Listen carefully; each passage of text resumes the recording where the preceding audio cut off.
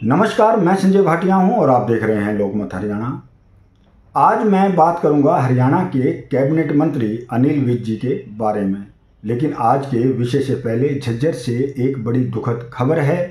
झज्जर के ward number 13 से पार्षद और सिद्ध बाबा काशीगिरी जी महाराज मंदिर के प्रधान हिमांशु शर्मा उर्फ हन्नी शर्मा का हृदय गति रुकने से देहांत हो गया। जैसे ये दुखद सूचना शहर के अंदर फैली, सैकड़ों की संख्या में लोग उनके आवास पर पहुंचे और परिजनों को सांत्वना व्यक्त की। लोकमत हरियाणा की पूरा परिवार, पूरी टीम भगवान से प्रार्थना करती है कि भगवान हिमांशु शर्मा उर्फ हन्नी शर्मा को अपने श्री चरणों में स्थान दें। जैसा कि मैंने आपको पहले ही बताया कि आज का हमारा विषय है हरियाणा के कैबिनेट मंत्री अनिल विज जी के बारे में। अनिल विज जी पिछले कुछ दिनों से उखड़े उखड़े दिखाई दे रहे हैं हरियाणा सरकार से। अनिल विज जी जिस प्रकार से सरकार पर, मुख्यमंत्री पर, अन्य भारतीय जनता पार्टी के जो अम्बाला के नेता हैं उन पर आरोप लगा रहे हैं, उससे साफ जाहिर है कि हरियाणा में सब कुछ ठीक ठाक भारतीय जनता पार्टी में नहीं चल रहा है। पिछले कुछ दिनों से कोई दिन ऐसा नहीं जाता है जब अनिल विज जी विस्फोटक बयानबाजी न करते हों। यानी कि अनिल विज जी जिस प्रकार से मुखर होकर अपनी ही सरकार के विरोध में बोल रहे हैं, उसे लेकर भारतीय जनता पार्टी के कई नेता चिंतित नजर आते हैं। इन नेताओं का कहना है कि अनिल विज को पार्टी लाइन के भीतर रहकर ही बात रखनी चाहिए। अगर कोई बात है तो पार्टी के सीनियर नेताओं से कहना चाहिए। लेकिन अनिल विज जी का स्वभाव ही ऐसा है, उड़ते पंछी हैं, आज़ाद ख्याल के व्यक्ति हैं, उन्हें किसी प्रकार का भय नहीं है, उनके मन में जो बात आती है वो रखते हैं। अब भी वो कई बार कह चुके हैं कि उनकी आत्मा की आवाज़ है, वो जो बोल रहे हैं वो शब्द जो हैं उनकी आत्मा की आवाज़ हैं। अनिल विज जी यहीं नहीं रुकते हैं। अनिल विज जी मोहनलाल बडोली जो कि भारतीय जनता पार्टी के प्रदेशाध्यक्ष हैं, उन पर भी लगातार हमले कर रहे हैं। उनका ताज़ा बयान है कि अनिल विज का कहना है कि मोहनलाल बडोली लाल कृष्ण आडवाणी से तो बड़े नेता नहीं हैं। जब लाल कृष्ण आडवाणी कुछ आरोप लगने के बाद अपने पद से इस्तीफा दे सकते हैं, वहीं मोहनलाल बडोली पर तो एक लड़की ने 376 का मामला दर्ज करवाया है। नैतिकता के आधार पर मोहनलाल बडोली को इस्तीफा दे देना चाहिए। इसके अलावा जिस प्रकार से अनिल विज अब मुख्यमंत्री को भी निशाने पर ले रहे हैं और अन्य भारतीय जनता पार्टी के नेताओं को भी निशाने पर ले रहे हैं, उससे साफ जाहिर है कि अनिल विज की खटास जो है काफ़ी बड़ी हुई है, कम होने का नाम नहीं ले रही है। खुलकर सामने आ चुके हैं, मैदान में उतर चुके हैं। वहीं भारतीय जनता पार्टी के मुख्यमंत्री हों या मंत्री हों, वो भी खुलकर कुछ कहने को तैयार नहीं हैं, दबी जबान में बात करते हैं। अनिल विज जी जिस प्रकार से खुलकर बैटिंग कर रहे हैं, उसे लेकर विपक्ष भी बिल्कुल एक प्रकार से विपक्ष को ऐसा लग रहा है कि उन्हें बैठे बैठाए एक अच्छा मुद्दा मिल गया है। वहीं अनिल विज जी की बात करें तो अनिल विज जी दीपेंद्र हुड्डा की भी तारीफ कर चुके हैं। अब अनिल विज का जो मूड है, अनिल विज का क्या कहना चाहते हैं, अनिल विज को क्या बात रखनी चाहिए, यह बात लेकर भारतीय जनता पार्टी के नेताओं का कहना है कि अनिल विज को इतना मुखर नहीं होना चाहिए।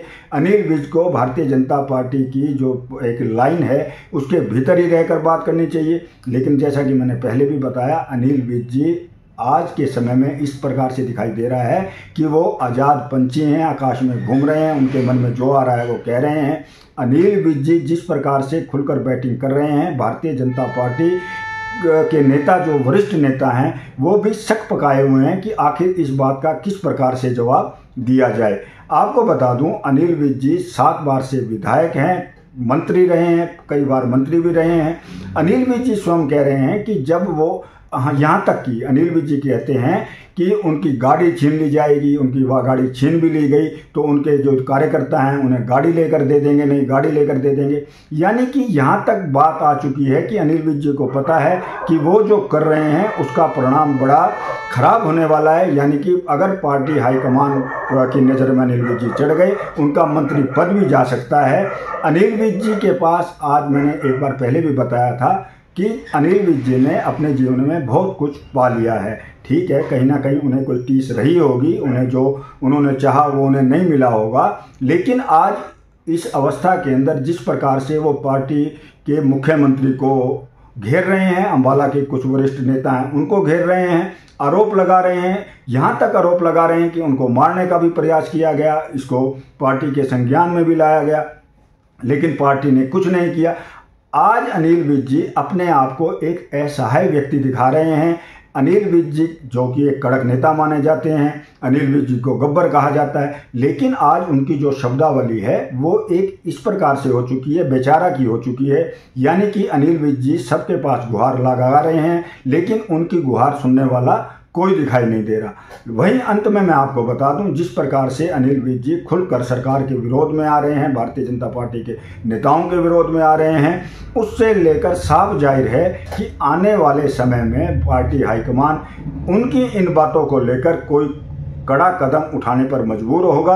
वो कड़ा कदम देखकर भी अनिल विज जी को ऐसा लग रहा है कि अब मौका है, जो मैं कुछ कह दूं। अनिल विज जी भी जानते हैं कि भारतीय जनता पार्टी का जो शीर्ष नेतृत्व है वो इस प्रकार की शब्दावली या इस प्रकार के व्यवहार को सहन नहीं करेगा। इसका भी मेरे को पता है कि अनिल विज जी जानते हैं कि उनके साथ आने वाले दिनों में क्या होने वाला है, लेकिन उससे पहले जितना उनसे बन सकता है वो सरकार को घेर रहे हैं और इससे विपक्ष को काफ़ी मजबूती मिल रही है। समय आने पर विपक्ष भी इस बात को पूरी तरह से उछालेगा कि हरियाणा सरकार का एक वरिष्ठ मंत्री जब अपने आप को असुरक्षित महसूस करता है, उसकी बात को सुना नहीं जाता, अधिकारी उसकी बात को मानते नहीं हैं, तो आम जनता के क्या हालात होंगे। तो अब तो ये आने वाला समय ही बताएगा कि पार्टी का शीर्ष नेतृत्व क्या कार्रवाई करता है, अनिल विज जी की बातों को मानता है या उन पर कड़ी कार्रवाई करता है। तो ये कुछ दिनों में साफ हो जाएगा। लगे हैं, वो कह रहे मैं निर्दोष हूं और जो उसमें विटनेस है वो भी कह रही है निर्दोष है। लेकिन जब तक पुलिस उनको निर्दोष साबित नहीं कर देती है, क्योंकि 376D का आरोप है,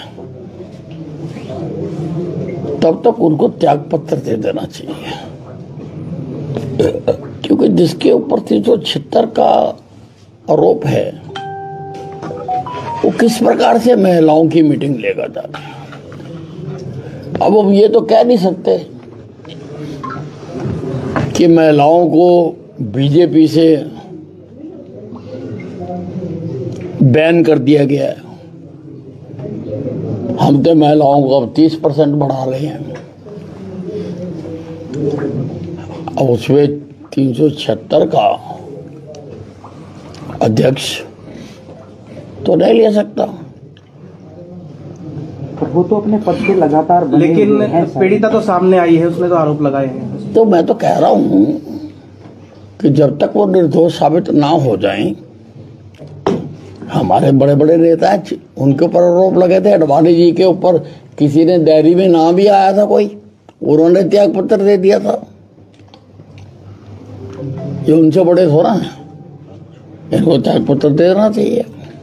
तो क्या